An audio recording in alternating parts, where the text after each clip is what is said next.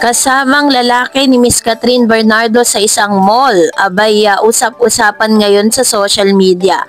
Alden Richards, may good news na hatid. But before that, if you haven't subscribed yet to my YouTube channel, please don't forget to like, share, and subscribe at i-hit mo na rin ang notification bell for more showbiz updates. Of course, bago tayo magsimula sa ating updates for today's video, nais kong pasalamatan kayo for always watching and trusting this channel. Thank you so much sa inyong palagiang panonood at pagsubaybay. So, isa sa mga good news na hatid ni Mr. Alden Richards ngayong buwan ng Hunyo or June, kung saan ay ibinigay or inilabas na nga ni Mr. Alden Richards ang kanyang pinakabagong movie na Out of Order. Si Alden Richards ay kilala sa kanyang pagiging aktor ay sumabak sa pagdidirect na pelikulang Out of Order at merkado ang kanyang tunay na pangalan, Richard Polkerson Jr. bilang direktor. Ito ang kanyang directorial debut na nagbalik sulyap sa isang bagong mukha ni Alden, hindi bilang showbiz persona kundi bilang isang seryosong filmmaker. Layunin ng pelikula makilahok sa 4 na International Film Festival bago ilabas sa Netflix. Sa ngayon, official nang kinumpirma ang pagsali nito sa Da Nang Asian Film Festival Danap sa Vietnam mula Hunyo 29 hanggang Hulyo 5, 2025. So, sobra po yung pagiging grateful ni Mr. Alden Richards dahil na nakapasok nga ito dito po sa tinatawag na Da Nang Asian Film Festival. At ano nga ba ang konteksto ng Out of Order? Ayon sa GMA News, ang Out of Order ay tinukoy bilang intense drama thriller tungkol sa isang batang abogado na ginampanan ni Alden mismo na nahaharap sa mahigpit na pagsubok ng kailangan niyang ipagtanggol ang kanyang inamin na ama. Isang konseptong puno ng tensyon at drama at personal na konflikto na karaniwang epekto ng paghidang personal na kwento sa pampelikulang tanda ng isang direktor. So, ang kahalagahan ng pelikulang ito ay ang personal at pambansang hakbang, pag international na pagkilala, streamer platform, yan ang ilan sa mga kahalagahan nito. So, isa sa mga pangunahing sumuporta ay si Miss Andrea Del Rosario sa isa sa mga cast ng pelikula. Sa panayam ng Cabinet Files noong June 7, 2025, sinabi niyang napakahusay maging kasama si Alden bilang direktor. Sabi niya, "He's really nice person. I am honored to be part of Out of Order. I'm hoping to get more projects like this." Nakaka-inspire si Alden. What became obvious was how much he loves his work, the people he works with on and off camera, and his craft. Malinaw sa kanyang pahayag ang paghanga sa dedikasyon ni Alden na hindi lamang artista ngunit craftsman din nang hindi mawawala ang pagiging mabuting tao sa set. Bukod nga kay Andrea, kabilang din sa kasi na Heaven Parelejo, Noni Buen Camino. Ayon pa sa sinabi ni Alden sa Cabinet Files, target nila makapasok ang Out of Order sa 4 na international festival bago ito ilabas sa Netflix. So matapos ngang matagumpay na movie ni Mr. Alden Richards na Hello Love Again, ay ito naman po ang isa sa mga tinasabi niyang talagang siya po mismo ang gumawa at nag-conceptualize ng nasabing movie. Kaya naman sobrang proud si Mr. Alden Richards na makapasok ito sa international ng Asian Film Festival dahil 4 na bansa po yung kanila pong tinatarget.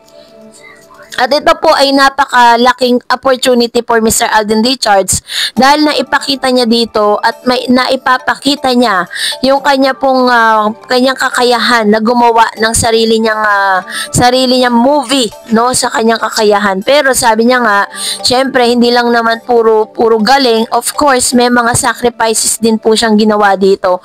Kung saan talagang sinabi niya na mahirap mag-direct habang ikaw din ang aktor sa nasabing movie. So, tuwan-tuwa naman po ang daddy ni Mr. Polkerson, Mr. Alden Richards Polkerson, dahil yung totoong pangalan niya ang lalabas dun po sa screen kung saan siya po ang direktor ng nasabing movie. So, very proud and loud talaga na ipinopost ito ng daddy ni Mr. Alden Richards sa kanyang IG account bilang suporta nga para dito sa movie ng kanyang anak.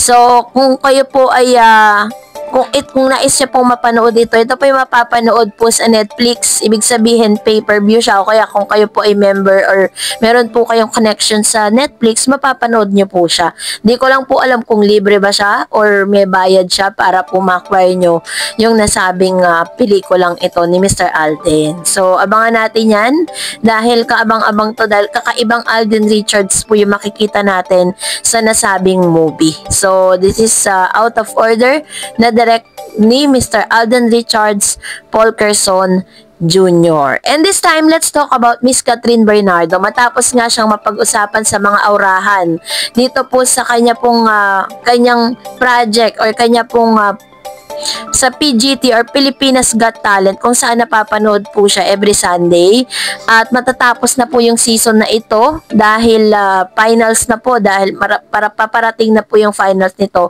at makakapili na sila ng grand winner para sa talent search. But this time is pagkatapos nga na magpahinga talagang napakarami pong magagandang mga damit at talagang inaurahan ni Miss Catherine. Ang ilan sa mga episode ay namataan si Miss Catherine Bernardo sa isang mall kung saan siya po ay nagsa-shopping sa isang brand na kanya pong ini-endorso. Yan yung Bench. So, dito po sa shop na ito ay syempre may mga pictures na ibig sabihin talagang siya po ay sumusuporta dito po sa kanya pong ini-endorsong damit, no? Kung saan niya nakita nga may hawak siyang shopping bag ng Bench at marami pa pong mga videos and photos na nagkalat sa social media na siya ay namimili. Pero mas pumukaw ang atensyon dito po sa isang photos kung saan may kasama siyang lalaki na naka-face mask, naka-cap ng black and gray na t-shirt. So, iniinala ng lahat na ito raw yung boyfriend ni Miss Catherine. Pero, kung matatandaan po ninyo, meron po siyang friend na si John Vale. Si John Vale po kasi, yung kanya pong, ito po yung nagdadamit sa kanya, hairstylist niya, na lagi po niyang kasama sa mga event, ano? So, makikita niyo sa Instagram account nito na naka-follow si Catherine sa kanya at naka-follow din siya kay Catherine. Si Mr. John Vale po ay meron po siyang 550,000 followers sa Instagram, kung saan isa po siya sa mga talagang passionate niya po na bihisa ng ilan sa mga malalaking artista sa showbiz. Katulad po ni Miss Bea Alonzo, Julia Barreto, Cassie Legaspi, and many more. So, marami po talaga siyang, yan talaga yung pinaka ginagawa niya, no? Talagang dinadamitan niya at inaayusan niya ng hair ang kanyang mga kliyente. At isa sa pinaka masasabi natin na lagi niya pong inaayusan si Miss Catherine. Of course, dahil siya po yung stylish ni Miss Catherine Bernardo, kasama niya po si Catherine sa pagpili, no, sa mga damit na bibili ni Miss Catherine Bernardo para sa kanyang mga event. And of course, para sa kanyang pang araw-araw na sinusuot. Kasi syempre, dahil ambassador po siya ng Bench, so kailangan po mabibigyan niya ng hustisya yan. Kaya po yung nagsasabi na yung kasama daw ni Catherine ay yung pinaghihinalaang boyfriend na isang politician, nagkakamali po kayo. Yan po ay si John Vale. No, kasi parang pinag-uusapan po yan sa X tsaka po sa thread. Talaga ang dami pong nagsasabi na it was mayor daw, ganon. So, nung chinek po natin yung photos at tinek natin yung post ni Miss Catherine, it was John Vale, yung kanya pong yung kanyang hairstylist and kanya pong stylish ng kanyang pananamit, yung mga sinusuot niya sa mga event. Kaya wag po tayo mag-worry about that. And that's it for today. For more videos and updates, please don't forget to like and subscribe, and please don't forget to follow my Facebook page, Dar Eds TV. God bless everyone.